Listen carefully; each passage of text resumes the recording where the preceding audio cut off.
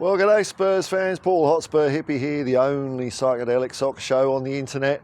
And what a morning, what a morning. I haven't had much sleep because I'm buzzing because the game finished up a few hours ago. Tottenham Hotspur, not 1, 2, 3, but 4. Aston Villa 1. And what a great performance, man. What a great game. I was a bit worried in the first half. Villa went 1-0 up from a set piece. Oh, that must be at least 2 we've let in this season. I don't know, I don't know how many corners we've conceded and free kicks, but apparently if you let 2 in, you've got a real set piece problem. But it didn't matter. But what I was worried about was that Aston Villa, by the way they set up, it was supposed to be billed as another Battle of the Highlines game. And just like last time we played Villa at their place, where we won 4-0, Unai Emery blinked. He modified his plans to suit us, to try and counter our style. He bottled it, absolutely bottled it. What a fraud. Whereas we just played our football. But Aston Villa, as usual, filthy, dirty beyond all belief. They've always been like this, Aston Villa, ever since I can remember watching them. Dirty, time wasting from the get-go. It was pathetic. Pathetic.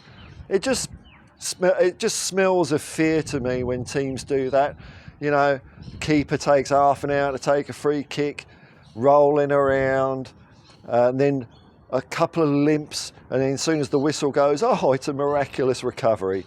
But one player that happened to, a Villa player, was it Rodgers? He did it one too many times and was subbed off and was pissed off because he looked like his leg had fallen off when he was on the pitch. But when he was subbed off, it's like, oh, I'm all right, gaffer.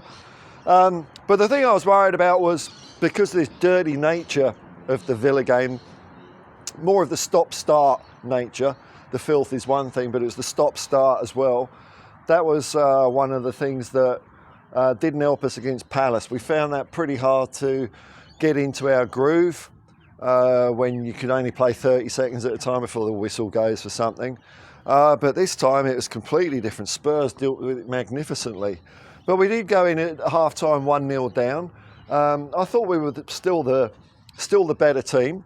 I wasn't 100% positive we were going to come through and win. I was probably just more worried, actually, because if we had lost that game, all the idiots out there would have had a field day. But apparently, we can't beat a top 10 team until we do several times.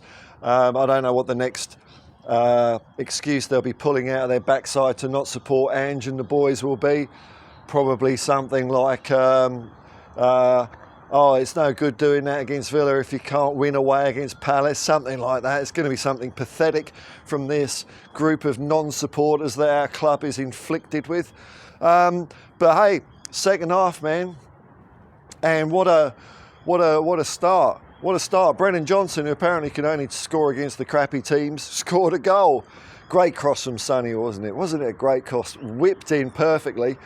And the good thing about it was that if Johnson hadn't got it, there was that man Dominic Solanke. Dominic Solanke had an absolutely cracker of a game, and I don't know, there's something unusual, something unique about the way he has balance, the way he uses his feet in the 6-yard box. It's great to watch, man. He almost dances the football in over the line. Incredible game by Dominic Solanke. I think all of his games this year have been great for us, like Ange has been saying. Goals is one thing, but he's definitely helped some winning performances, and he's been a great impact player for us. So I think it was one of the buys of the window, actually, for any team. So well done to Dominic Solanke. Scored not 1 but 2, a nice little brace. Who was the assist by? I can't even remember. Oh, it's Kulu. Remember that one? Oh, yeah. It's Sar, Kulu, then through to Solanke. No danger of offside, even though the Muppets at Stockley Park had to take about half an hour getting the Etch-a-Sketch out, drawing lines on a half megapixel picture or whatever they use. But there's no danger of it being offside. Great goal, man. Great goal. Then he scored another one, didn't he? Richarlison. So Sonny was subbed off. Interesting subs by Ange. At half time, I really, and I did a watch along. Very different opinions in the chat and from myself what could be done to get the game going in our behaviour, in our way. Sorry, tired. And there was no real conviction in any of their thoughts because we're all just clueless fans, aren't we? But Ange did well, man, subbing off Son, which he said after the game was always the intention to, make sure he doesn't overdo it. What other subs did he bring on? Maddison came on, who didn't do too bad. Well, he scored a nice little free kick, and I've forgotten what it's like to score from a free kick, actually. Very tight, actually. It was just outside the 18-yard box, so it was like 20 yards out, and he still managed to bend it round the wall. Martinez, the Aston Villa goalkeeper, absolutely nowhere to be found, completely beaten. And it was just an all-round good performance by us, really solid. And it looks like we're just getting better and better at the moment. This isn't as good as we're going to get. There's a lot of room to move, I think. And what's quite exciting is, that's put us up to 7th in the table. There is a possibility, given the way the result went this morning, Chelsea, Man United 1-1, if we beat Ipswich next weekend and Arsenal and Chelsea draw, we could go above them, I think next week's game against Ipswich Town before the international break could be a golden ticket game. We've only had one of them this year, which we didn't pull off. So hopefully we can knock off Ipswich. It's at home, so we should be able to do that. Tottenham Hotspur is becoming a bit of a fortress, I think is the phrase, a bit of a cliche these days. Home fans were in good voice. Good to hear all that vocal support, loud cheering. But it just goes to show you, anti-football, time wasting. I remember Steve Perriman said that, often a ref will maybe give a card to a keeper like in the 85th minute if they've been time wasting all game. That's what Martinez was doing. That's what a lot of their players were doing.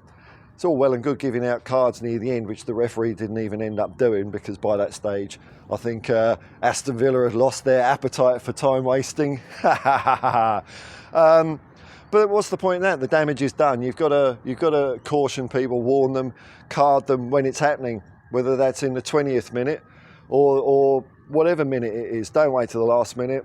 They've got their way, haven't they? So there's a lot of injury time to be added at the end of the game. It's 10 minutes. But by then I was thinking we could get 5 or 6. Great performance. It really was. It's so good to see. And as usual, at half-time when we were 1-0 down, all the, I believe they call themselves Tottenham supporters, came into my chat and started going, me. Where were they at full-time? Nowhere to be seen, which is great. So hopefully they'll just hide away. It's all right. We know they'll be back when we ever stumble, showing their full support as they do. These toxic muppets. I wish they'd find another club, man. I don't understand how they can call themselves fans. The amount of crap they put on everything to do with Tottenham, fans, players, manager, everything. But they'll be keeping quiet for a little bit, which is great. So it's a win. I was just absolutely flabbergasted and spent by the end of the game. I'd used up all my emotional reserves and my voice had gone as well. Great win. It means we've scored, I think we've scored more goals than anyone. We've conceded only one more than some. We're right up there. As far as goal difference goes, it just goes to show you that, a couple of results didn't go our way that maybe could have done, but could have, should have, would have. Ifs and buts and monkey nuts. But our position in the table, I don't think is a true reflection of the team we are. Luckily, it's a 38-game season, so I think we'll be progressing from now. Now, to all those people who are thinking that Tottenham have had a bad start to the season, I'll put that one to bed. If you look at the same fixtures that we played last year, we are actually 3 points up from where we were last year because we lost at home to Villa and we won it this time. So The Dreamo-meter is currently on 69 points. And I think it's going to go up a hell of a lot more than that as well. But it's currently on 69 points, which most years will put us into Champions League. So that's for all you top 4 freaks out there. That should put us in the top 4. My prediction of 100 goals this season, I'm sticking by it, man. I'm sticking by it. In the Premier League alone, we're on course to probably score about 83 goals. I reckon you can top it up with another 17 elsewhere. Maybe I am cheating a bit there. Maybe I was intending that it was 100 goals in the Premier League alone. But hey, give me a bit of wiggle room. All the other people that hate Tottenham, that are fans, wiggle around all over the place.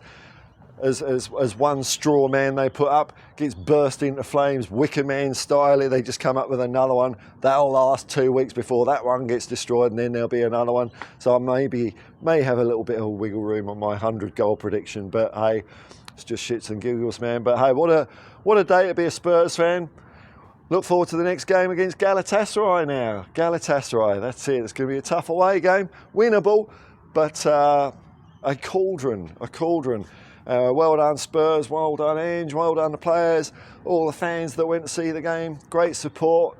I'll see you next time, folks. Peace and love, man. Peace and love. And come on, you Spurs.